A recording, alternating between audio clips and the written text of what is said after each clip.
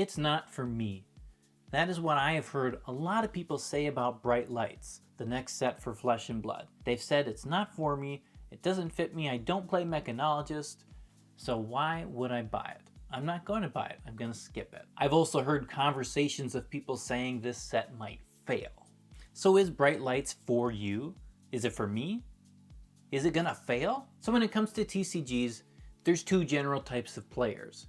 There's those who want to play everything, and then there's those who only want to play certain things. I fall in the first category. Do I want to play in a sealed event? Yes. Draft? Yes. Constructed? Yes. Blitz? No. Booster box sealed? Yes. Calling or other high stakes event? Yes. Many others fall in the second category. Maybe they only want to play limited events. Maybe they only want to play constructed. Maybe they only want to go to the super competitive events. Or they only want to play one class, or even more narrow, one character. Now, for whatever reason that somebody only wants to play one class or character, whether it's money, time, or it's the only one they're interested in, when a new set comes out that doesn't contain any new cards for that class or character, or not very many, maybe one or two in the expansion slot, it can feel kind of disheartening. And part of that is because with TCGs, there's this sort of bond, that's not the right word, connection, sense. There's a sense that with every new set, with every new release, you want to be a part of it. It feels like if you skip a set, in a way you're kind of skipping out on the game itself, not just one set of it. Of course, not everybody feels exactly like that. Some people only play constructed, and when you don't get any new cards for your character, whether or not you were going to open packs and try and search for things, after a while, from set to set, it starts to feel like your character isn't changing, everybody else's character is changing. It can get kind of boring, it can get kind of stale, or you can just feel like your character gets left behind in the dust. Now honestly, it's not anything new in Flesh and Blood to have sets that don't have cards specifically for your character. Of course, most sets have generics, but we figured it out in Arcane Rising that you weren't going to get cards for the exact same class every single set. Bright Lights takes us to a whole new level, of course, where now there's only one class in the entire set. If you don't play Mechanologist, you're out of luck. Unless, of course, you're like me and you just want to catch them all. So again, Bright Lights is not the first set that someone has said, it's not for me, right? That's not a new phrase, it's not a new idea. A lot of people felt that way with Dusk Till Dawn, a lot of people felt that way with Outsiders, and you can go through the list. Even for previous supplemental sets, you can find characters who, while technically they got cards, the cards you didn't necessarily want to play them, or they didn't make you want to play that character anymore. But having only one class in Bright Lights really increases the chances that your average Flesh and Blood player might look at the set and say, you know what, it's not for me. Even if you have a card in the expansion slot for your class, chances are you're not going to buy the product just to try and get that one card. Shouldn't do it. Don't do it.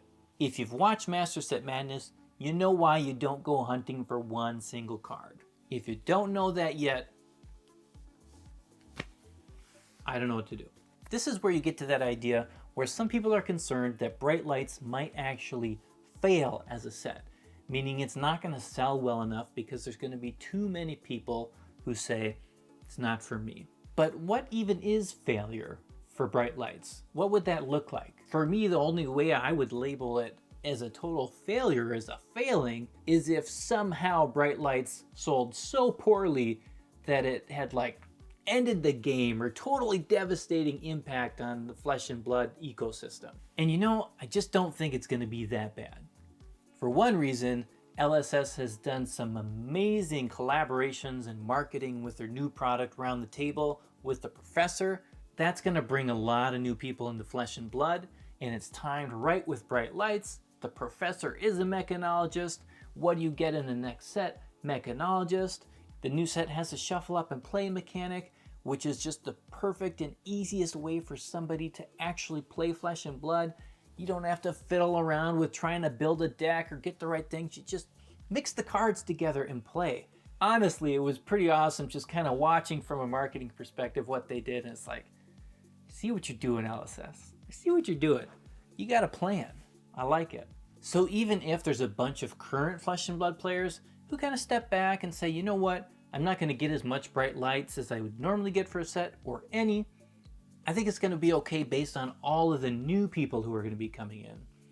Plus, again, it happens for every set. People look at it, they look at the heroes, they think, not for me. And we all know there's a lot of hype built up for mechanologists because they've been waiting a while.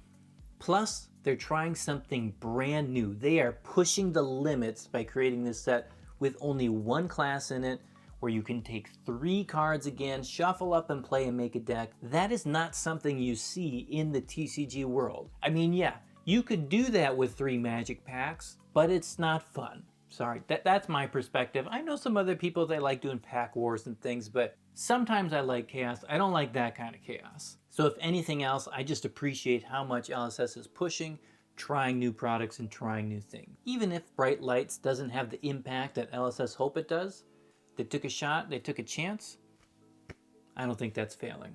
And for those of you who only like to play Flesh and Blood in one way, my suggestion is just try it. Just try the new set. Step out of your boundaries. Reach for the mechanologist. I know that it can be frustrating when you are expecting something and then it doesn't come to pass. So here in Flesh and Blood, a lot of people, for a lot of classes, for a lot of characters, they're expecting more support. They're expecting more cards to come with it. Dusk Till Dawn come, and a lot of us thought it was going to be a supplemental set with stuff for everybody, and it really wasn't.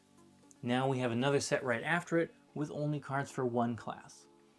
It's different. LSS has said they want us to not have any expectations. And that's not always a fun feeling when you're expecting a card game to go a certain way, and then you see release after release, and you're not quite getting the cards you want. Don't let yourself get stuck in a rut of only doing the same thing and feeling like you're only going to be happy doing the same thing.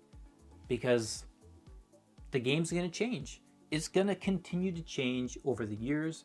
Maybe your character or class is going to living legend out and you won't have anything left. Are you just not going to play then for a while until the next one comes out of that character? Enjoy the game for what it is. Make the most of it. Have fun. And I want to remind you, even if you're saying this set is not for me, it's also not for you. What I mean is, the set has not been designed to keep some people out. It's not a $1,000 box of cards that technically aren't real cards. It's not a $400 box with a bunch of curled foils in it. It's the opposite. It's designed as easy as possible for a TCG set for you to play.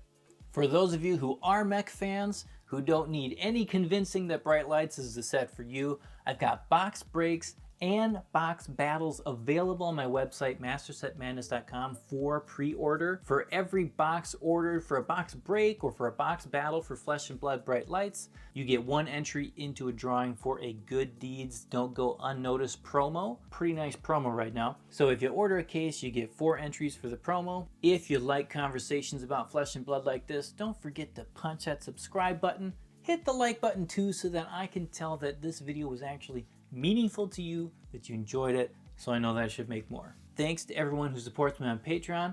I'm looking forward to spoiler season, and we'll see y'all soon. Peace.